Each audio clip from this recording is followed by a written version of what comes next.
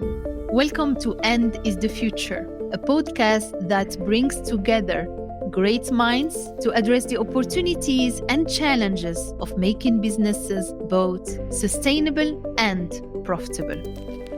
I'm Ilham Kadri, the CEO of Syensqo, and I'm delighted to be your host today. If you are as passionate about sustainable business as I am, let's explore how End is the Future together.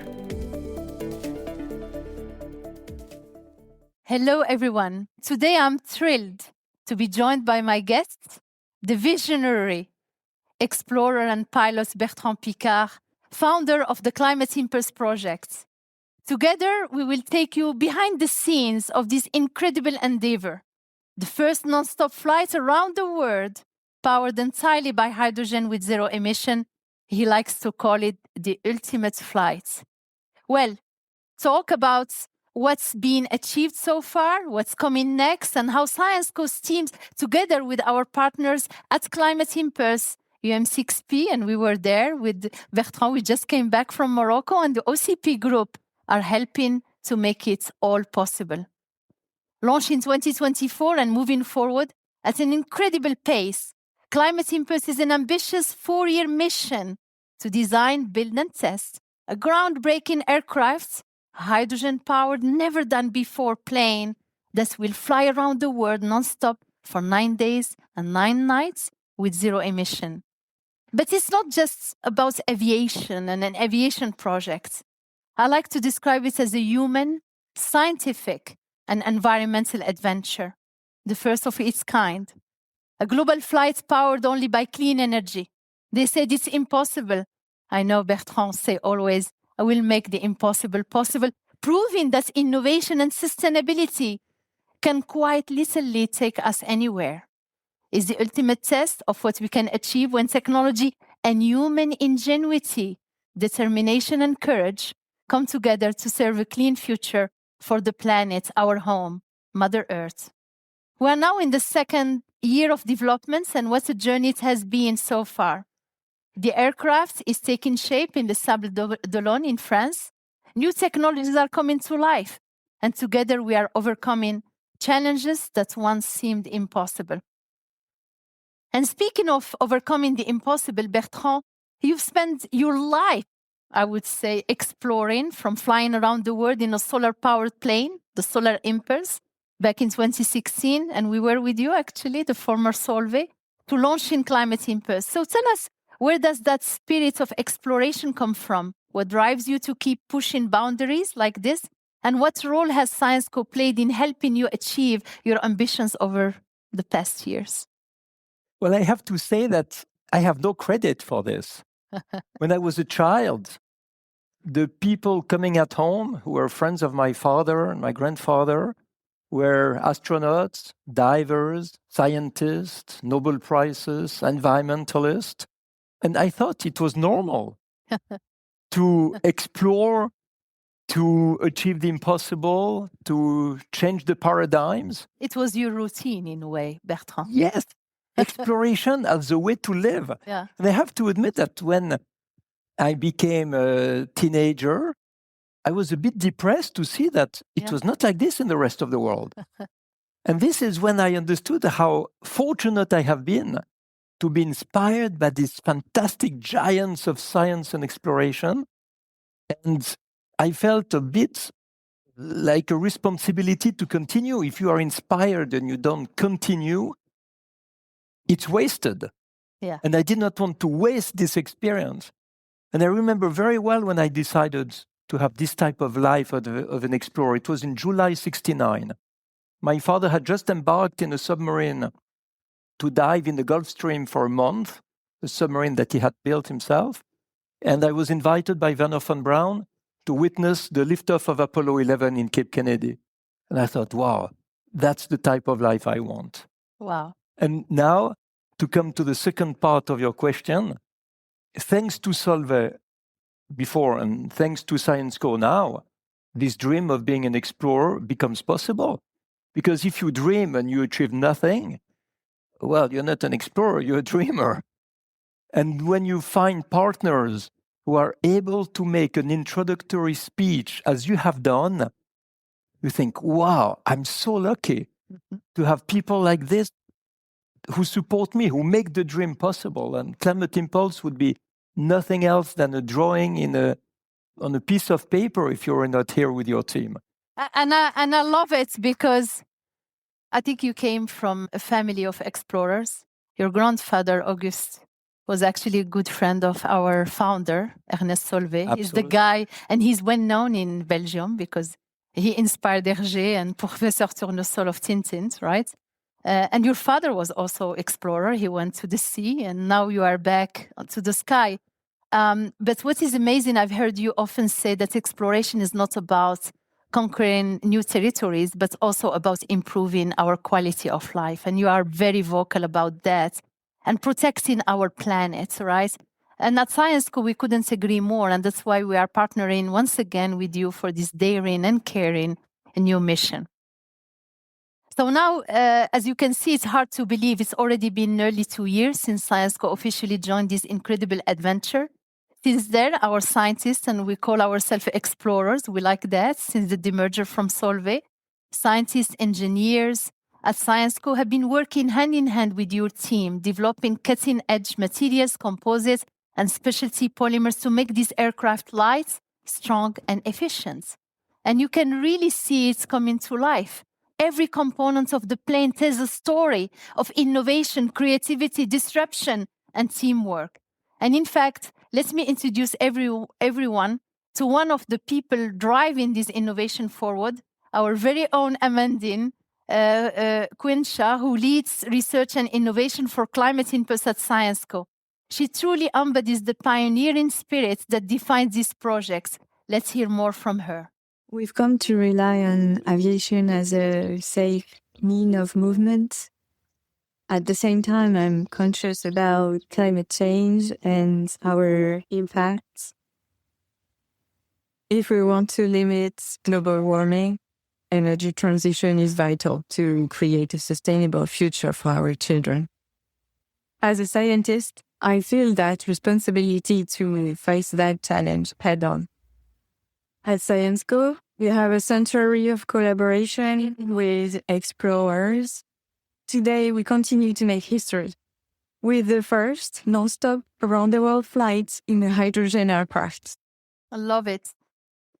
That was just a glimpse of a full episode about Climate Impulse and Amandine's journey, featured actually in Humanizing Energy, a series presented by the World Energy Council with content produced for us by BBC. If you haven't seen it yet, I really encourage you to watch the full episode on our YouTube channel and on our Syensqo website. And it's beautifully captured Amandine's passion, her expertise, and the groundbreaker role Syensqo plays as the main technological partner of Climate Impulse. Because at its core, Climate Impulse is a deeply human adventure. And like any great adventure, it's full of challenges, of breakthroughs, successes, and maybe failures, but more importantly, the determination to keep pushing forward. Like we love doing at Syensqo, listening to our customers and their challenges, to co-create, co-innovate with them, love their problems. That's what we do with Climate Impulse. And we are up for the challenge and we are ready with solution. So Bertrand, let's start with one of probably the biggest challenges in sustainability, and is sustainable aviation, right? The weight, for example. So to make these flights possible, the aircraft has to be incredibly light, meaning its structure cannot be made of metal and yet strong enough to endure 9 days of non-stop flights facing high winds and turbulences. Tell us a little more about this challenge. Well, everything is a challenge because it has never been made. If you would use the technologies that exist everywhere, you would have the type of airplane that exists everywhere. And we want to make an airplane that still doesn't exist. And we have to make it existing. So it has to be light, it has to be stiff, it has to be efficient, it needs to consume really very little energy. And additionally, the energy is hydrogen and not kerosene. And it has to fly not just across an ocean, but all the way around the world. Not a few hours, but 9 days with 2 people on board. So you understand that you have the challenge, you have the goal, and then you need to solve all the problems. And what is absolutely incredible with Syensqo is that you are everywhere. Syensqo is everywhere. In the beginning, without knowing exactly what you were doing, I thought, okay, it will be carbon fiber. But it's not only carbon fiber. It's all the adhesive. It's all the composite.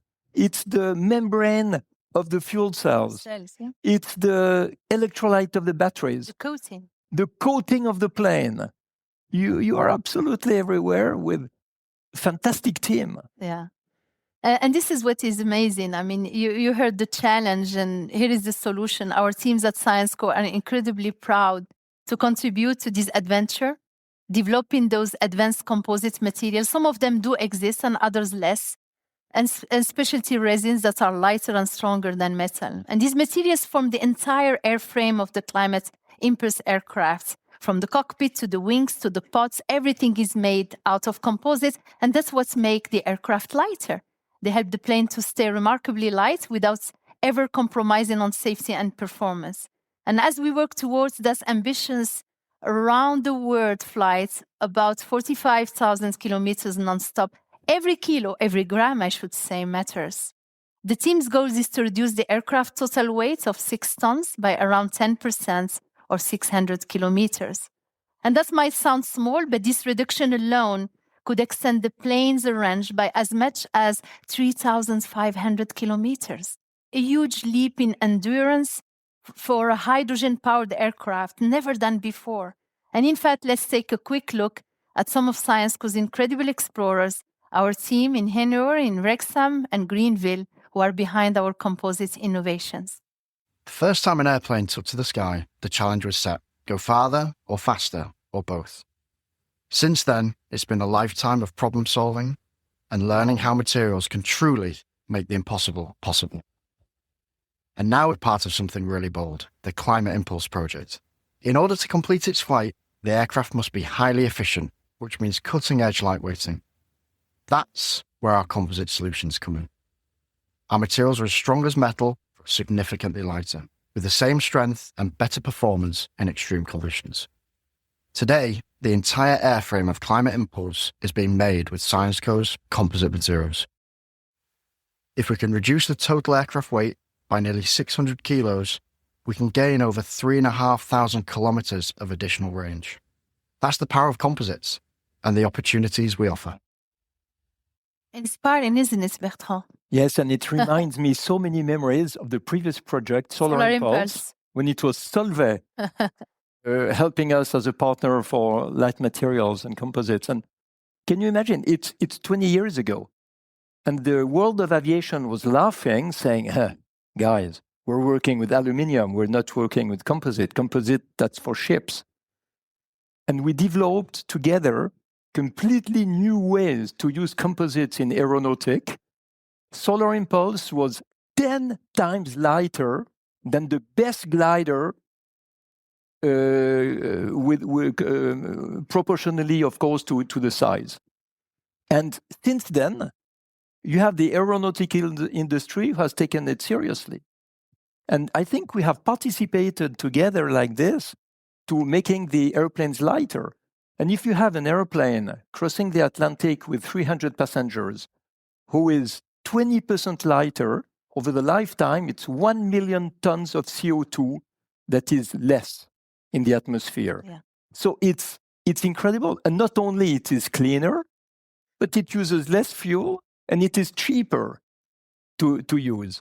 So these composite materials, they have a role in absolutely everything. And I love what you say, Bertrand, because at the end of the day, composite material is also our specialty polymers, because our role as a company is to replace metallic objects with less weight, and our polymers are composites.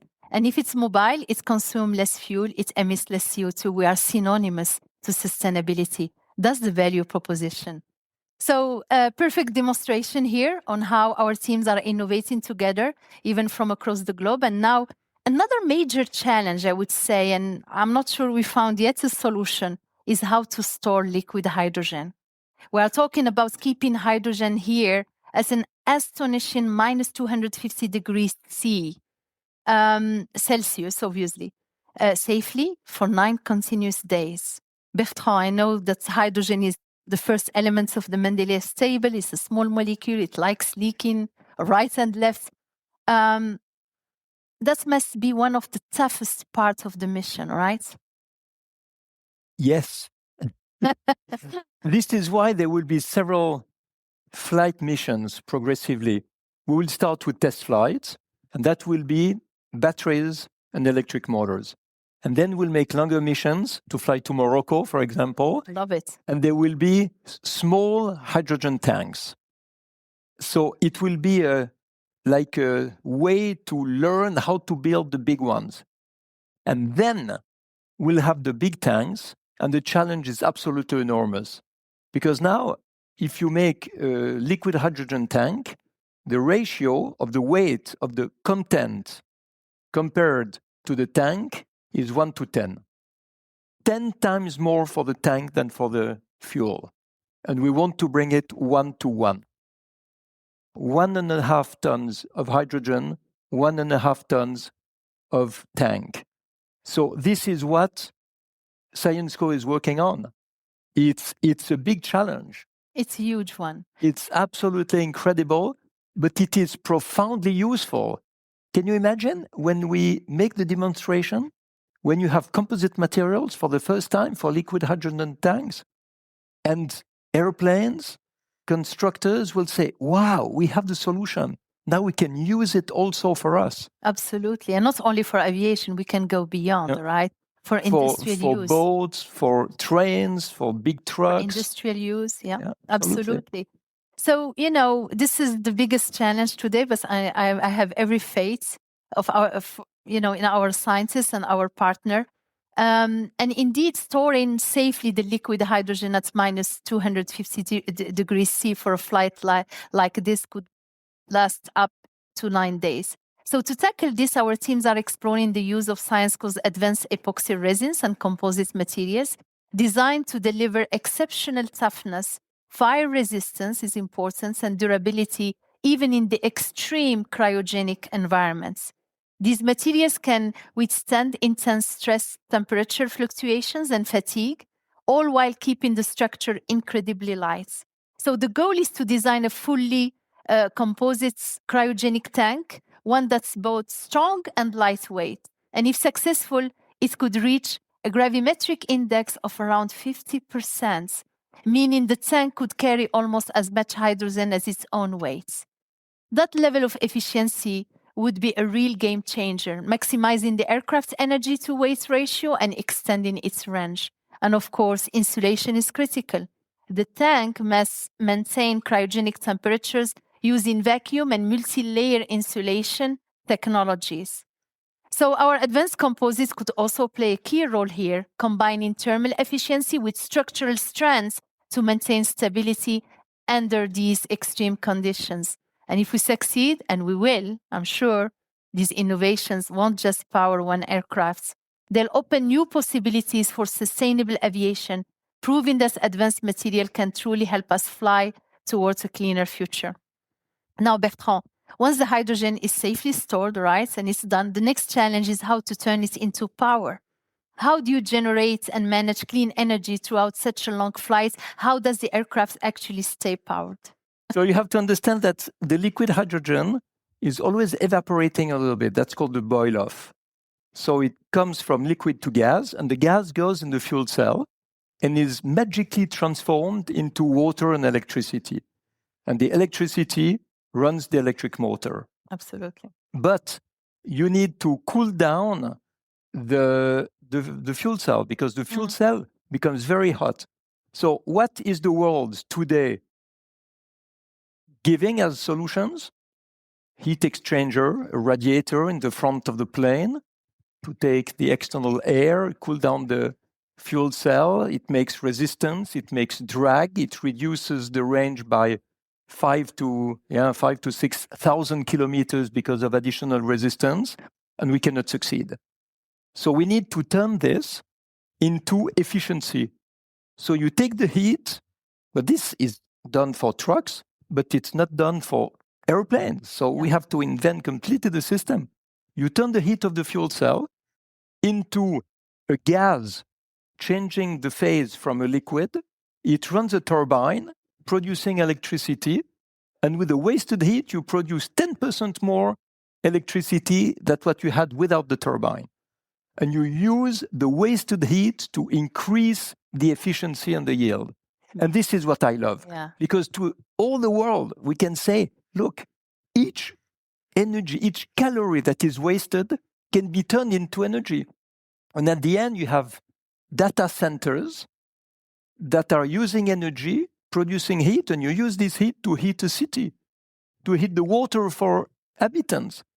And this is the way our world should work. That means do more with less. And this project is a project also of efficiency, achieving more by consuming less, and you use everything in order to get energy for free. Yeah, it's amazing. I mean, you are describing the hydrogen economy. We'll come to that. Now, let's turn our attention away from technology to a moment and talk about the people, the human adventure. 9 days in a tiny cockpit. Bertrand, you and your partner and co-pilot Raphaël Dinelli will be up there the entire time. How do you prepare yourself physically and also mentally, to spend 9 days in a cockpit like this and to prepare for something like this? If you believe it's going to be long and difficult, you are going to be right. It's going to be long and difficult. I envisage it as exactly the opposite. I think it's too short. It's far too short. Can you imagine? In 9 days only, we have to speak by sat phone to all the universities of the world, all the schools of the world, all the governments, all the heads of states, all the leaders of big corporations, and give them the message. Stop to be depressed because there are no solutions and no future. It's the opposite. There are thousands of solutions. There's a fantastic future, but it depends from the decisions that you are taking now. If you implement the solutions, you will have a beautiful quality of life. If you continue to destroy the planet and humankind, the quality of life will be disaster. So 9 days to motivate the entire world to change the mindset, it's really short, I tell you. But there are a few years, in building Of a plane course. and finding solutions. And what I love in this one is that we talked about the technology, and you are almost embarking the whole hydrogen economy into the aircraft. The green hydrogen will be embarked as green hydrogen, but actually it was produced out of water, green energy, through electrolyzers where Syensqo has materials, and then you embark it into your tanks, and then you produce out of the green hydrogen through the fuel cells your electricity, and you release some water, right? So that's, and you store the green hydrogen, as we said. This is the whole green hydrogen economy, just amazing. Absolutely. And you are able to understand that. But there is a really curious factor. There are people today who are taking their time to write, to tell that it's impossible and that it's useless. It's absolutely incredible. And it's really dangerous to do that, because afterward they look completely stupid. Can you imagine that there were scientists who were proving that an airplane heavier than air would never fly? And there's a quote from the mayor of Dayton in the Wright Brothers Museum who says, speaking of the Wright brothers, "I hope these two young guys will find a serious job instead of losing their time with useless toys." Useless toys, speaking of the first airplane in the history of humankind. Now everybody is laughing, looking at this quote, say, wow, this guy is really not a visionary. And then you have people saying there will never be a smartphone in the pocket of everyone, because a smartphone, in 1980, it was a suitcase. It was $15,000. Nobody thought it had a future. It was a niche. Now we all have one in the pocket. Photovoltaic. 25 years ago, it was 40 times more expensive per kilowatt hour. Mm-hmm. Now it's the cheapest source of energy. So it's clear that if we unlock the potential of hydrogen if we make desirable the use of a hydrogen industry, we will also, like in all the other examples I gave you, we will reach the critical mass where you have enough offer and enough demand to drop the price.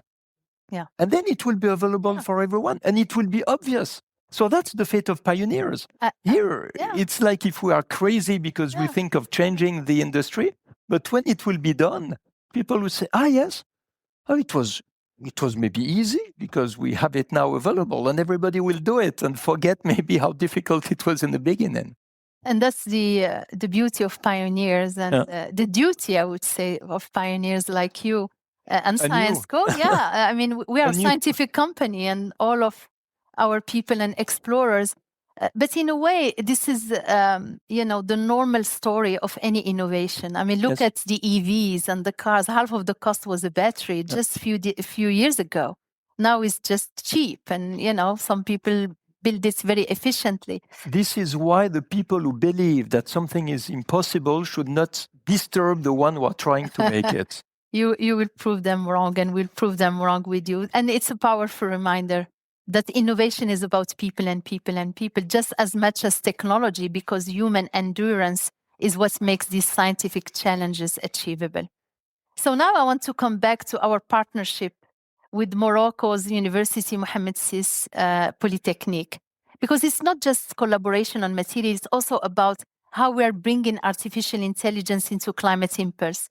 Just a few days ago, actually we came back from Morocco yesterday, we announced the opening of our new Syensqo AI lab on the UMCSP campus in Morocco, an exciting milestone.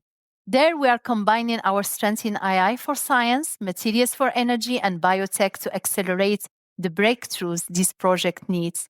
Together with the university, we are developing an intelligent decision support system that will help the pilot navigate the most energy-efficient flight path. By integrating aerodynamics, flight dynamics, and real-time weather data, this system will allow the aircraft to find and ride rising air currents, capture wind energy, naturally reduce hydrogen consumption, extending its range and efficiency throughout the journey. It will also assist pilots in detecting turbulences and making the right decisions in real time, adapting to changing flying conditions. This is about smart aviation, not just for Climate Impulse, but for the future of sustainable flight. And a perfect example, I would say, of how human ingenuity, again, and digital intelligence can work hand in hand, allowing us to model, predict, and innovate faster than ever before. One last question from me. You often say that Climate Impulse is not just about technology, it's about restoring hope and inspiring action. And I know you are a terrific speaker with the youth. Can you share what does it mean to you personally? It breaks my heart to see how many people believe that there are no solutions, no future, that it's dangerous to give birth to babies, that it's useless to go to school because nothing good is going to happen in the future. And it's just not true. It's not true. There has been so many periods in history where population thought it was the end. There were big wars, there were epidemics, and each time humankind found solutions to survive and to continue the evolution. And today we're in one of these moments. We're in a moment where we have to change the paradigm, we have to show the solutions, we have to implement the solutions, and we have to transform the status quo into an adventure and change the people who are depressed into explorers and pioneers. And when you show something that is considered to be completely impossible, like flying around the world, non-stop, zero emission, into something that works, I think it can be the flagship of the pioneering spirit in the population and wake up this little flame that everybody has inside himself, little fire that is sometimes buried and extinguished. And we have to reignite it, say, hey, guys, we can do so much better. And I think this is the exploration spirit, to take the status quo, to turn it upside down and show that we can do much better than what we think. And Climate Impulse, in a way, it's just this demonstration that we want to show. dream big. If your dreams are not scary, they are not big enough. I love it. And these projects prove that when science, courage, ingenuity, audacity come together, there is no limit to what we can achieve. So let's keep it up. Let's redefine innovation and let's be the impulse. Thank you very much. Thank you, Ilham, and thank you to you. Thank you so much for joining us today. For more information or to listen to other episodes, visit our website. And if you like these podcasts, don't forget to subscribe. Until next time, be safe.